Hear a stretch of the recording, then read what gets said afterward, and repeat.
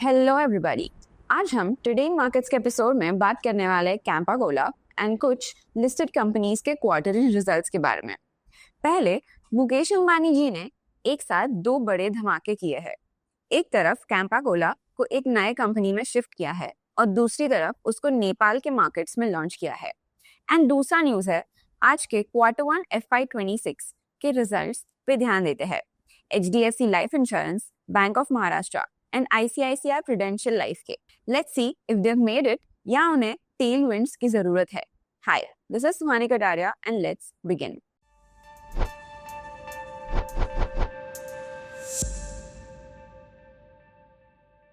आज की पहली न्यूज, रिलायंस ने कैंपा कोला को एक नए कंपनी में शिफ्ट किया है।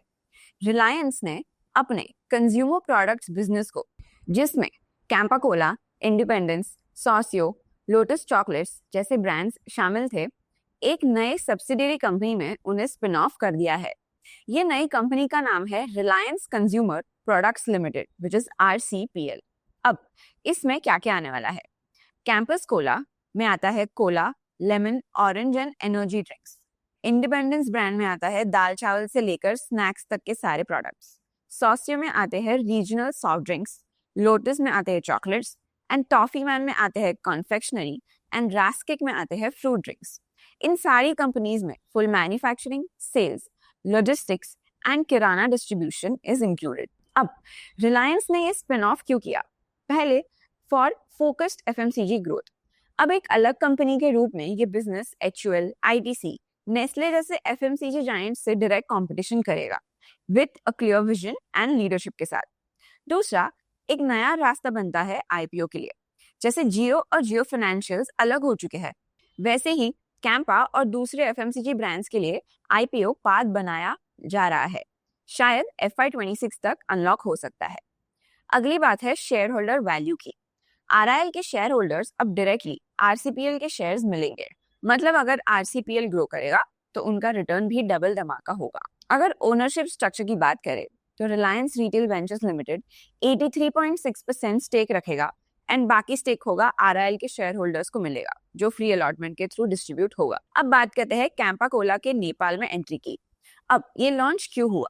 15 जुलाई 2025 को रिलायंस ने ऑफिशियली कैंपा कोला नेपाल में लॉन्च किया है in partnership with Chaudhary group, जो नेपाल का सबसे बड़ा बिजनेस ग्रुप है, वो YY नूडल्स वाले।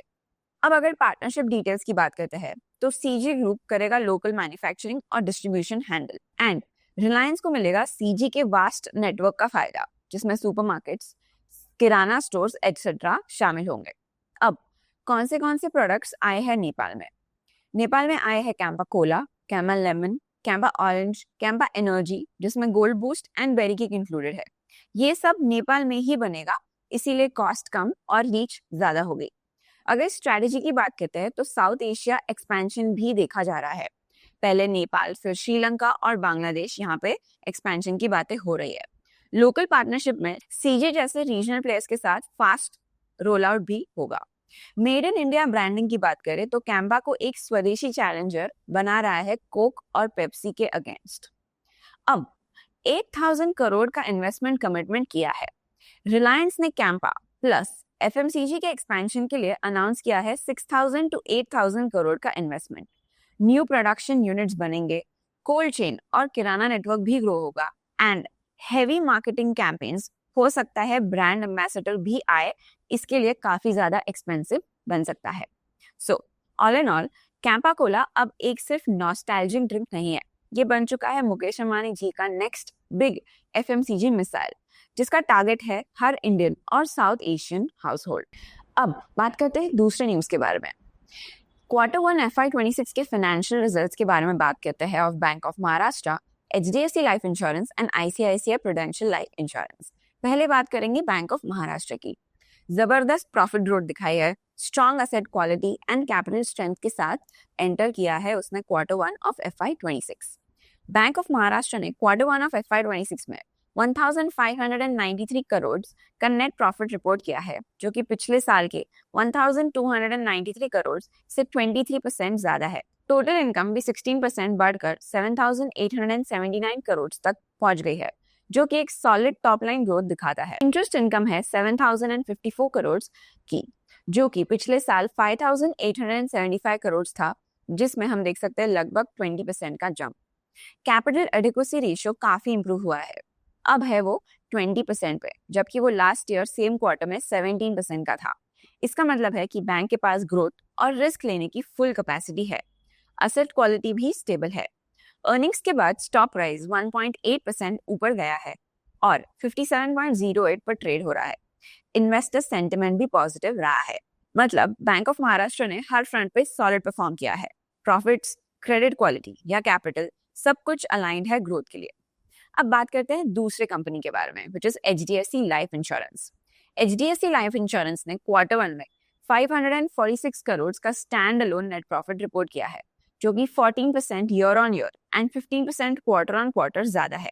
नेट प्रीमियम इनकम भी 16% बढ़कर 14,466 करोड़ हो गई है। ऑल्दो मार्च क्वार्टर के 23,766 करोड़ से डाउन है by 39% quarter on quarter decline है, जो टैक्स सीजन के पीक की वजह से नॉर्मल है। अब कंपनी ने मार्केट शेयर भी बढ़ाया है। टोटल मार्केट शेयर अब 12.1% हो गया है, जो 70 BPS का गेन है। प्राइवेट प्लेयर्स के बीच 17.5%, विच इज अ 40 पॉइंट का गेन। अगर वैल्यू ऑफ न्यू बिजनेस की बात करें तो 809 करोड़ तक पहुंच गया है, which is a 12.7% year on year growth के साथ। असेट्स अंडर मैनेजमेंट अब 3.55 लाख करोड़ है, which is a 15% year on year growth. CEO Vibha Padalkar ने कहा है कि क्वार्टर 1 स्ट्रांग रहा है। नए कस्टमर्स का 70% फर्स्ट टाइम बायर्स थे, जो टियर 2 और टियर 3 सिटीज में HDFC लाइफ का एक्सपैंडिंग रीच दिखाता है। All in all, HDFC life ने प्रीमियम ग्रोथ, कस्टमर स्टिकीनेस और प्रॉफिटेबिलिटी तीनों फ्रंट्स पे एक्सीलेंट परफॉर्मेंस दिया है। मार्केट शेयर बढ़ाना और परसिस्टेंटली स्ट्रांग रहना लॉन्ग टर्म वैल्यू के लिए बहुत बड़ा पॉजिटिव सिग्नल देता है। अगर तीसरी कंपनी की बात करें, which is ICICI prudential life insurance, company ने 302 करोड़ का नेट प्रॉफिट रिपोर्ट किया, जो कि 34% ईयर ऑन ईयर ग्रोथ दिखाता है। मेजॉरिटी कॉस्ट कटिंग और ग्रुप पॉलिसीज के स्ट्रेंथ से। नेट प्रीमियम इनकम भी 8,503 करोड़ रहा है, where we can see an 8% growth. ULIPs, जो मार्केट लिंक प्लान होता है, का शेयर घटा है 51.4% से 46.8% हो गया है, क्योंकि ग्लोबल मार्केट्स में वोलेटिलिटी थी और इन्वेस्टर्स कॉशियस थे। All in all, ICICI Pru ने प्रॉफिट्स और मार्जिन संभाल के रखे हैं, लेकिन वॉल्यूम और ग्रोथ थोड़ा वीक रहा, स्पेशली रिटेल सेगमेंट में। कंपनी को यूलिप के अलावा और भी प्रोडक्ट्स में डिवर्सिफाई करना पड़ेगा। ओके, अब चलते हैं न्यूज फ्लैश सेक्शन की ओर, जो आपको स्कैनएक्स की न्यूज टैब के अंदर न्यूज फ्लैश का सेक्शन मिलेगा, जहाँ पे आपको अगर कुछ न्यूज का एक्सेस चाहिए तो आप उसे एक्सप्लोर कर सकते हो। जैसे HDB Financial Services reports increase in quarter 1 gross stage 3 loans. HDB Financial Services has reported an increase in the gross stage 3 loans for the first quarter.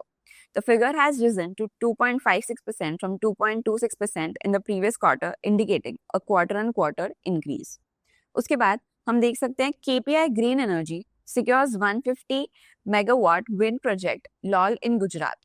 KPI Energy received a letter of intent from Gujarat Urja Vikas Nigam Limited to set up 150 megawatt wind project in Gujarat. A power purchase agreement will be executed after obtaining approval from Gujarat Electricity Regulatory Commission. उसके बाद हम देख सकते हैं कि Dixon Tech partners with Chongqing Yuhai for precision parts production.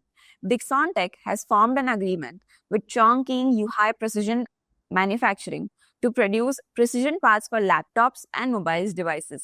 This partnership aims to enhance Dixon Tech's capabilities in manufacturing components for electronic device. तो ऐसे ही अगर आपको भी क्विक न्यूज का एक्सेस है तो आप इसे और एक्सप्लोर कर सकते हो। अब चलते हैं इनसाइट्स टैब पे और देखते हैं आज का हीट मैप, वेयर हम देख सकते हैं कि 4 दिन के कंटिन्यूस फॉल के बाद आज निफ्टी फाइनली रिकवर हुआ है। इसलिए वी कैन सी कि ग्रीन है आज पूरा हीट मैप, जिसमें हम देखते हैं आज के टॉप गेनर्स और लूजर्स। आज का सबसे बड़ा टॉप गेनर है Bajaj Auto, which is up by 2.76%। Sun Pharma is up by 2.67%। हम देख सकते हैं Hero MotoCorp is up by 4.76%। Bajaj Finserv is up by 1.64%। हम देख सकते हैं TCS is up by 0.92%। So these have been the top gainers for today. Top losers की बात करते हैं तो HCL tech is down by 3.3%. Eternal is down by 1.53%. Axis Bank is down by 0.58%. Kotak Bank is down by 0.7%. HDFC Life Insurance down by 1.03%. So these have been the top losers for today. अगर FIDI की बात करते हैं, as of 14 July 2025, FI ने selling की थी of 1,614 crores and DI ने buying की थी of 1,787 crores. अगर MTF Insights की बात करते हैं तो as of July 11, 2025, industry MTF book stands at 88,401 crores. Positions जो add हुए हैं वो है 6,088 crores. जो positions liquidate हुए हैं वो है 5,484 crores. So net book addition is of 605 crores. जिसमें सबसे ज़्यादा exposed stock है Tata Motors, Hindustan Aeronautics, GFS and Mazgaon Dock. अगर टॉप डिलीवरीज की बात करते हैं तो आज के टॉप 5 डिलीवरीज है Grasim industries, ICICI bank, Reliance industries, Bharti Airtel and Kotak bank, which range from 85% to 76%.